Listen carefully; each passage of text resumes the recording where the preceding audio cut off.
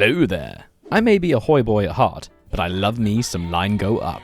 I've always loved the Victoria series, economic growth, fine-tuning nations, and 19th century tomfoolery. I feel like a modern-day Flashman. And though Victoria 3 had a rocky start, it's only gotten better and better, and 1.9 honestly fixes it. Of course, I kinda still want to break it again.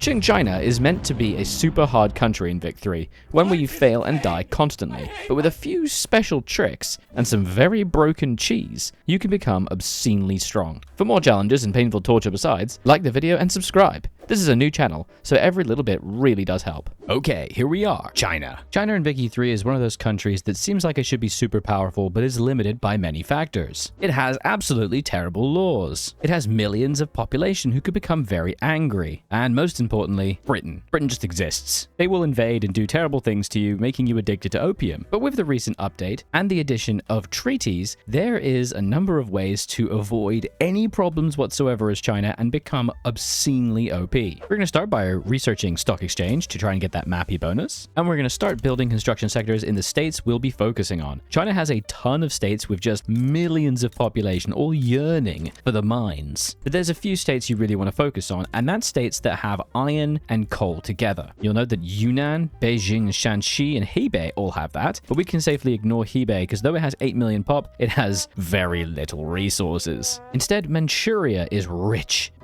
in iron. Southern Heilongjiang and Southern Jilin, saying these names just kills me, have tons of really valuable iron mines. So we're just going to jam a bunch of construction sectors in these 5 states. We're also going to put road maintenance decrees in them as well, so things get built nice and fast. And then it's time for the cheese. We're going to go over to Britain, and we're going to draft a treaty. This lovely new system of diplomatic interface, which really reminds me of Rome Total War, is just as abusable because we want to get certain things from Britain. For example, there's nothing wrong with investment rights because why not? There's a lot in our country. We have essentially infinite population. I do not mind if Britain wants to employ some. We can get trade privileges from Britain as well, and they like that for some reason, giving us points. But the main thing we want is law commitment. We can promise that we will go to tenant farmers away from serfdom. Now, they don't like that, but that's okay because we can simply pledge not to tariff dyes, and they love it. We're also going to get an alliance, which is mandatory. The alliance is the thing that's going to stop them invading us and triggering the opium wars. With a little bit more trade privileges, there we go. And to really seal the deal, we can do a goods transfer of grain because we have 8.36 thousand extra grain in our market, and they are down 2k. So before they buy it from anywhere else, they can buy it from us. We're going to give them all the grain they can take. And bear in mind, they have to pay us for this grain. They literally give us money for it. And then we're also going to make them give us some of their money. Why not? They will accept this treaty. I'm going to make so much money from this. And even better, we're going to set this to a treaty period of 50 years. I'm going to call it the British Abuse Treaty. Ooh, they do not want it to be 50 years. That's interesting. Okay, back to 25 years. Fair enough. And there we go. It's entered into force. So we can now really easily enact tenant farmers. We can make it enact even faster if we throw in the intelligentsia and the rural folk. We're going to get rid of serfdom almost instantly. Oh my god, we are making 44,000 from selling grain to Britain. What? Remember that all of our trades are going through Western Guangdong, which is our trade hub. Because of the weird canton system, this is the only state that is allowed to trade. So building more trade centers is a pretty good idea. As China, your investment pool grows massively because you're just such a populous country. There's just so much money pouring everywhere, and that straight away, investment will start pouring in. Petition for landed voting?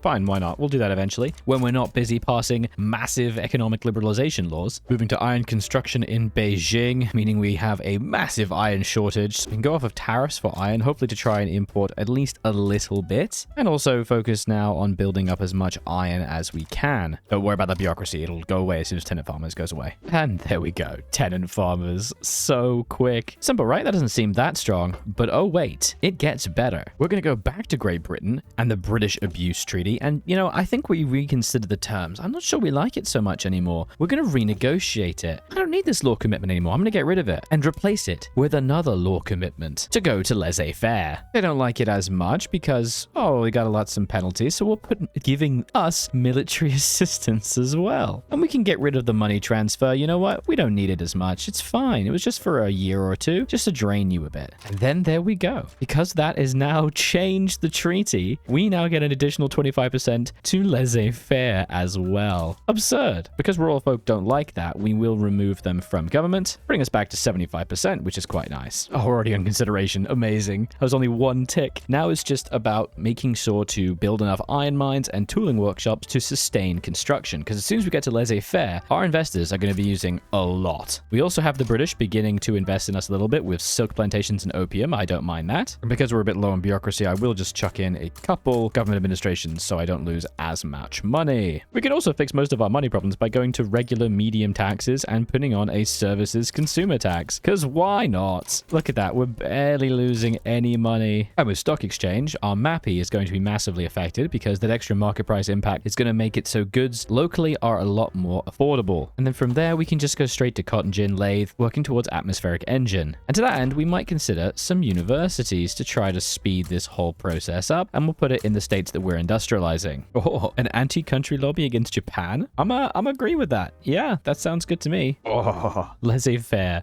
by 1839. Incredible. I do hope you didn't think we were done, of course, because we're going right back to Britain and the British Abuse Treaty. We're renegotiating it, and we're getting rid of the commitment to laissez-faire. And instead, we're going to free trade. Can't forget to renegotiate this to 25 years as well. I'd accidentally shifted it to 5. Gotta watch out for that. And because we have now gone to laissez-faire, all of our businesses are being opened up to private enterprise, which means that our capitalists are actually buying them and giving us money. So even though we're losing 60k, our money keeps dipping down and then jumping back up. Okay, as soon as I say that, it doesn't show that. It will, I promise. I'm massively low in bureaucracy, so I'm just gonna keep spamming out these government administration buildings just to try and get as much bureaucracy as possible. Now we have free trade, making trade so much better. We need to renegotiate once more with Britain. But we also need to think about something else because we have laissez-faire, which means all of our businesses are up for grabs, and the Brits have investment rights. If we hover on down to forced nationalization, they currently control almost 3% of our GDP, and that's only gonna grow. I think I should get rid of this. I do appreciate the buildings, but I don't want you buying up on my businesses.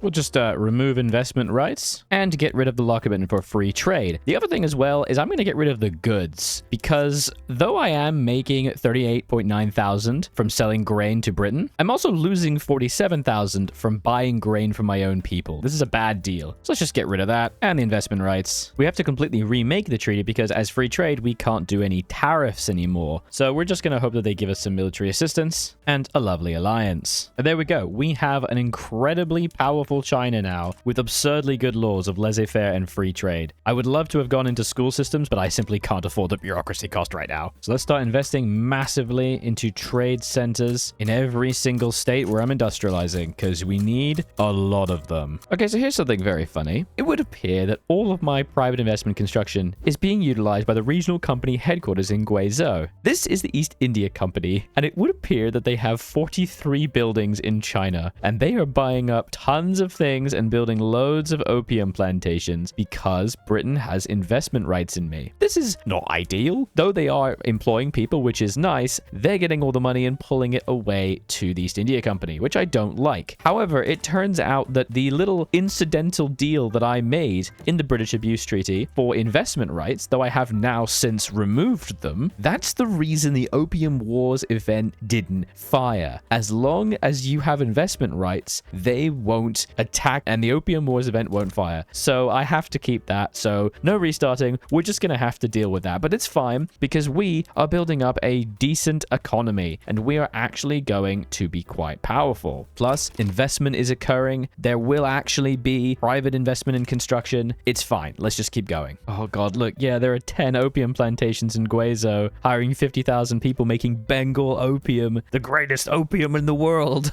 Oh no, it's fine. It's fine. It's fine. Ignore that. Go back to our own construction. Funnily enough, my own private investment is almost entirely within Korea. It's so strange. Please build things here. I beg of you. We are going to at least get started on some domestic production of clothing. We do need to keep going with our construction industry, but we do need to get people buying things. We are also running out of infrastructure just a little bit. It's fine. We're going to be okay. God, now we have a shortage of meat? What is everyone doing? Everyone just started buying and eating only meat. Okay. There it is. Atmospheric engine. Literally all I've been waiting for. Because now, yes, give me the iron. Endless iron. Oh my god. Please, East India Company, stop buying everything I own. I beg of you. They're just building 1 billion opium plantations.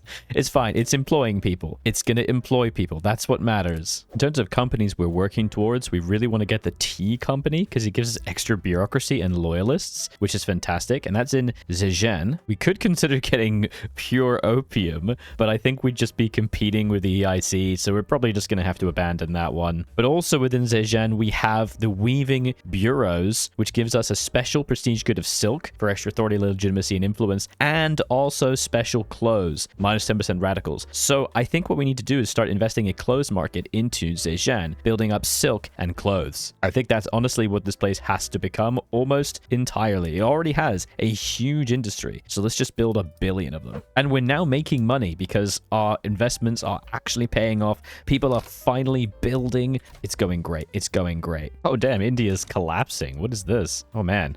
I wonder if it's not a bad idea to maybe try and build some of my own opium, simply because they are trying to outcompete me. Let me just try and chuck a couple in here. Why not? All right, the EIC has started to calm down, probably because their economy was wrecked from fighting in India. So it's all our own private investment, expanding things everywhere. It's beautiful. Plus, we're now on steel tools. Oh, you love it. You love to see it. Oh, God. Why is the US making a protectorate in Lubeck? Walk away. Just don't look at it. Don't look at it. We also just amended the British Abuse Treaty to get support for private schools. Because honestly, why not? Let's try to get some education up in here. That is going to make a lot of wealth education access. Oh my god, I have just realized something. I noticed that there wasn't much production from the EIC going on in the production tab. Where were they? I went to Guizhou and all the opium plantations, and they've disappeared. Where have they gone? I know where they've gone. The East India Company doesn't exist anymore because India collapsed really early. It's now the British Raj. They're no longer the company, which divested all of their resources, and my local farmers and people bought them up. We control all of our own opium. The crisis is fixed. Ladies and gentlemen, we got them. This explains why everything is my own investment. So that's fantastic. It's absolutely worth getting investment rights in Britain then for the first 15 years until India collapses and the British Raj exists, because they just built me a bunch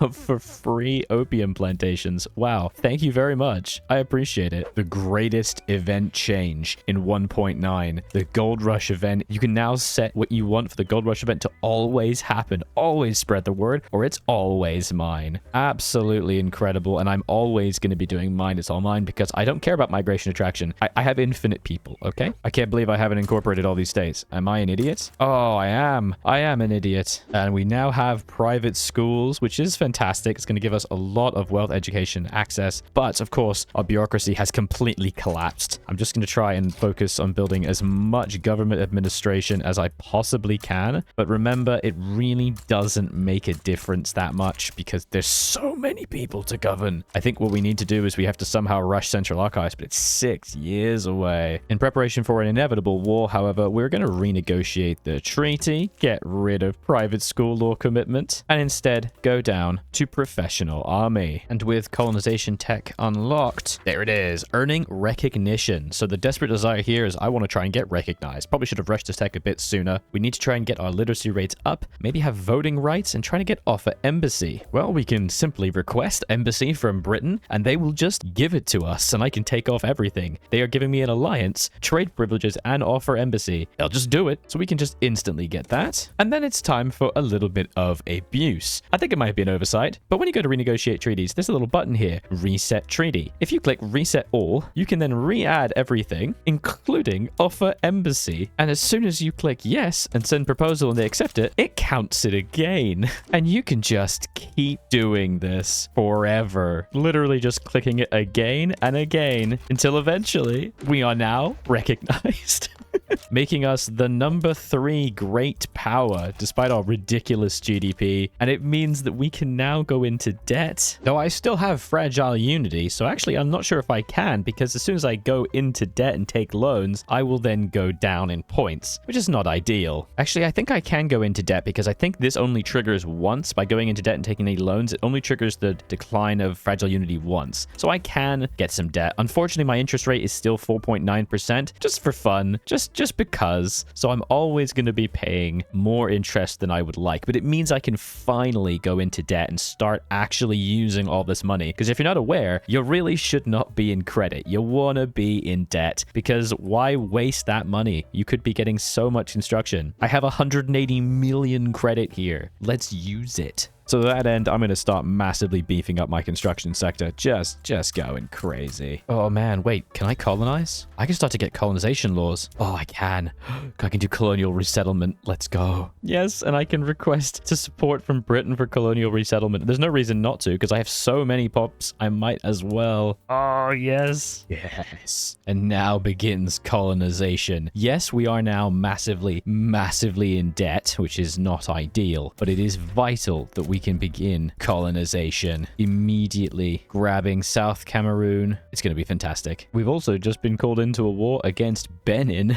Oh boy. With France supporting. I decided instead of being called in as an ally, I asked for investment rights into the French Republic. Why not try and steal some money from the French? Apparently, Great Qing now claims Western Guangdong. Yes, I do claim my own state. Thank you. Oh, god damn it. The British have started to colonize exactly where I'm colonizing. That is so uncool. They're gonna box me in. No, don't do it. That's mine. Okay, we've managed to kind of navigate around their colony through selective colony selection. This is disgusting. We have this like little nubbin of colonies into Fang. Oh, it's disgusting. But it's resulting in a lot of new colonial growth, and eventually this will have some rubber, which is nice. And for some reason, France has just completely given up on the war, and I'm gonna get to have investment rights, which is very cool. A treaty of amity and commerce between Qing and French Republic. Hell yeah. Let's see if we can invest in them. Oh my god. We are being a neo-colonial power because we have just gotten involved in a war between Persia and Kabul. And in return for siding with Kabul, we will be able to make Persia a protectorate. That is incredible. Oh, we're just completely dominating. No one got involved. Why didn't Russia get involved? What are you doing? Oh, they're too busy paying attention to the American invasion into Japan for opening the market. Incredible. Speaking of, maybe we should get involved into Japan. I think we should invade them. Let's start building up a fleet. Well, this is an interesting little thing. I can't invade Japan to make them a subject in any way. They can't be a tributary because I'm recognized. They can't be a dominion because they're not recognized. And they can't be a protectorate because they are an unrecognized major power. So the only thing I could do is invade them. That's annoying. We unfortunately gained the untrustworthy country malice for some reason. Oh, it's because I asked to join Britain's war for something in return for investment rights into France rather than just because I was an ally. That wasn't very nice of me, was it? Oh yeah, my boys are building things in France like crazy. Cotton in Provence. Fantastic. Oh, finally, Central Archives. Will this fix our massive bureaucracy problem? Let's see. Oh, it really did. Oh my god. Yes. We now, of course, do have a massive paper problem.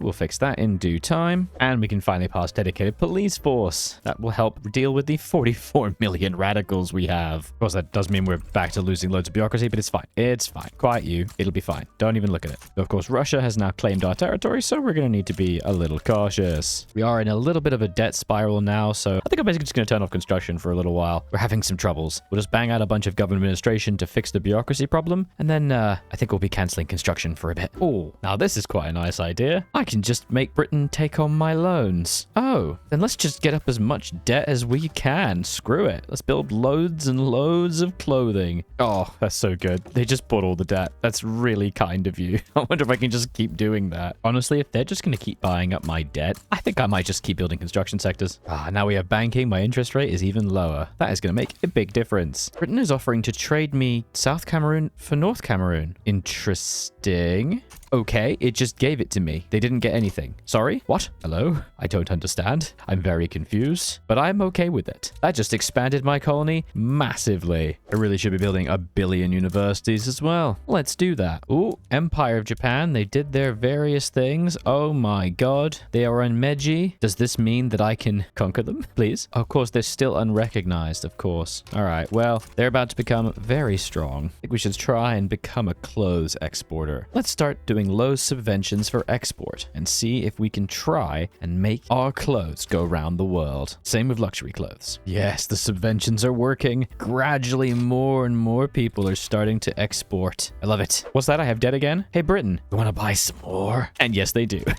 They just keep buying my debt. It's fantastic. Our economy is absolutely exploding, so I think it's time we invested in some military because Japan's looking mighty tasty. Oh, another massive war between Britain and Egypt for regime change. And Egypt is asking for 47,000 a week from Britain. No, we're not standing for that. We will defend our allies. I would like them, however, to give me some colonies. So why don't we steal the British Congo? We have just defeated Russia in our very first conflict. Now that is cool. Also, the North German Federation has formed and Austria is being destroyed by France, which very much did help us in our conflict. And finally, Britain is invading Egypt, so we can go to peace eventually. All of this gearing up, we're going to get ready with general staff and we're going to invade Japan.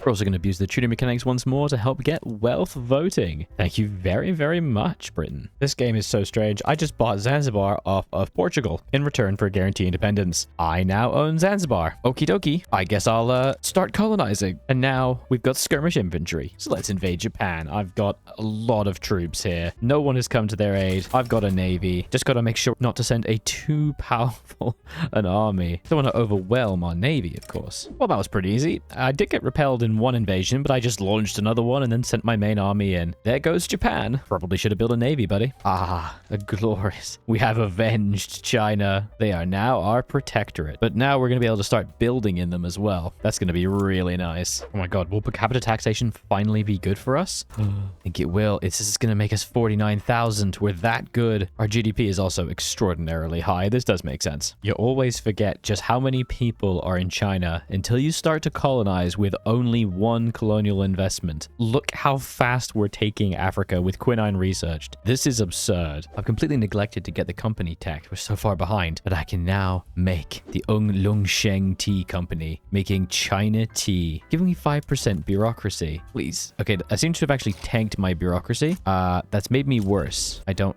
like that. Oh, of course, they haven't given me that bonus yet because they're not yet at full productivity. That's going to take a little while, but that's fine. Hopefully, they will spend some time building up tea plantations. Yes, oh my god.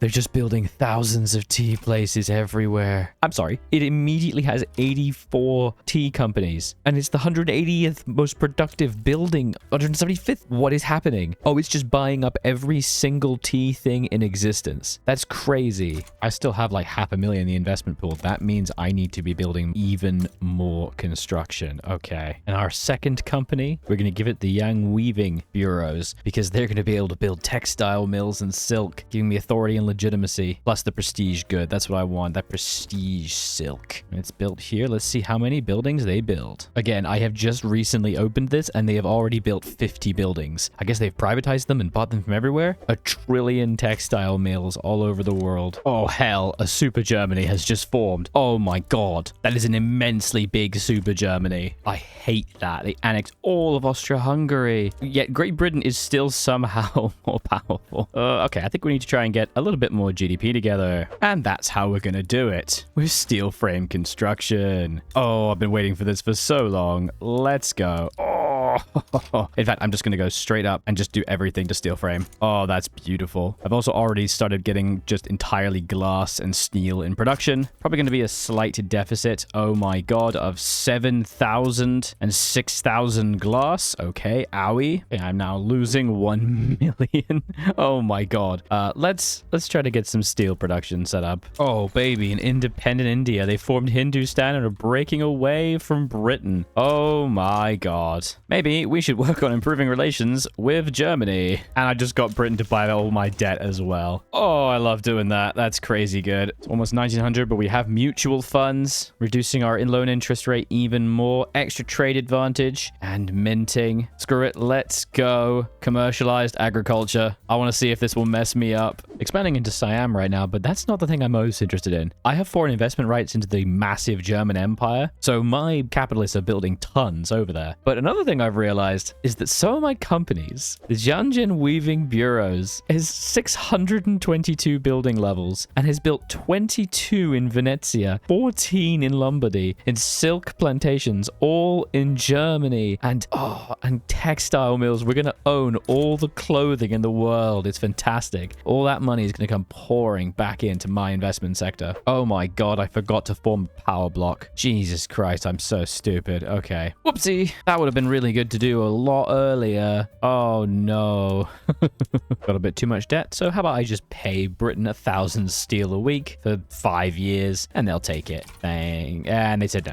They said they were going to say yes. You liars. There we go. Thank you. And they've taken all of my debt. Much appreciated. I think it's time we started lifting everybody out of poverty a bit more. So we're going to do something real smart. We're going to buy rice farms literally everywhere. And this should displace a good number of peasants and put them into the workforce. At least that's the hope. And quietly building my economy for years, annexing Korea, and it's finally happened my own little World War I. Hindustan is very angry with me. They are trying to do a regime change in Persia and humiliate us. Well, we're just not going to stand for that. Funnily enough, I can invite all these other powers like Kalsaraj and Kabul in return for enforcing transit rights into Hindustan because these guys are so isolated. That's going to make things very easy for me to do. Just sheer overwhelming numbers. Oh, that's fantastic. Unfortunately, I'm not able to station any armies for some reason. That's okay. My fleets are here. That was weird. Britain is asking that I give them investment rights, the ability for the Hudson Bay Company to just own my country. I give them money, and I won't colonize the Nile. Yeah, I'm gonna say no to that one, my friend. There wasn't really much there for me. And there we go. Yes, our allies may have gotten annexed, but I don't care. I get to invest. True capitalism. My standard of living has finally gone above 10. In the brief 5-year period that I had investment rights into Germany, I own a significant amount of their economy. In various states, it's at least 1%. In Venice,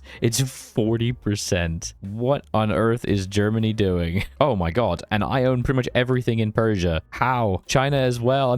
My investors are the only ones doing anything. And with the annexation of Japan, I am now a billionaire. Look at that. 1.0 B. I've actually never made it to 1 billion. It's 1917. We just annexed Japan, and we're also just about to take Kashmir from Hindustan. Come on, give up. You know you want to. Yes. Oh, we are now over 1 billion GDP. We basically have only fought victorious wars. Our economy is absurdly strong. Our standard of living is on the rise. We're obviously the #1 great power by a wide margin. Wow, just insanely powerful. This has been a very fun run, though it did slow down a lot towards the end. I'm planning on doing a whole variety of videos on this channel, so I'd really appreciate if you liked the video and let me know what you think in the comments below. And why not subscribe as well? I was Andrew Hill, and I'll continue to be. Should I use a different outro? I don't know. Bye-bye.